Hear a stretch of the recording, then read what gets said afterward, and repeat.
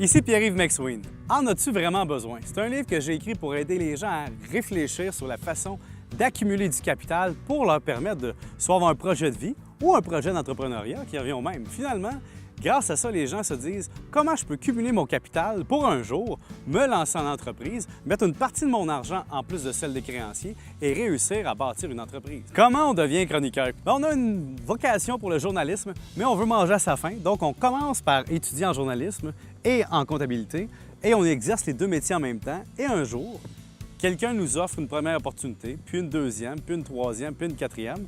Et un jour, on peut quitter son poste de comptable et finalement devenir chroniqueur, tout en enseignant au cégep régional de la Naudière à l'Assomption. Nous, à l'Assomption, on a un club business.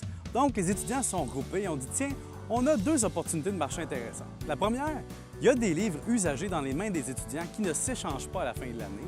Et les étudiants achètent souvent des livres neufs. On va saisir cette occasion-là et permettre aux étudiants d'échanger leurs livres en gérant cette affaire-là.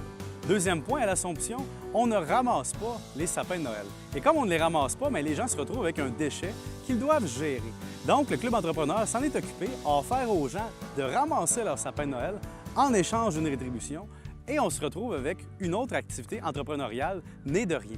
Donc, c'était peut-être un peu ça dans la vie. On a des idées, on voit une opportunité de marché et un jour, on en crée une entreprise. Et peut-être qu'un jour, vous-même, avec une idée que vous avez maintenant, vous deviendrez travailleur autonome ou même entrepreneur, tout en ayant un revenu généré par votre propre idée. C'est pas beau, ça? Je vous invite les 10, 11 et 12 novembre prochains au colloque de l'ACEE.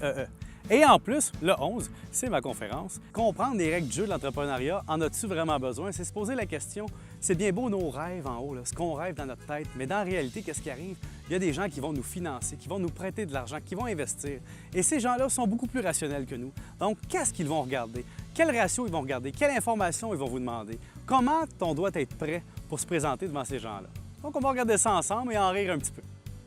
C'est un rendez-vous le 11. Et c'est vraiment pas cher, donc venez en grand nombre.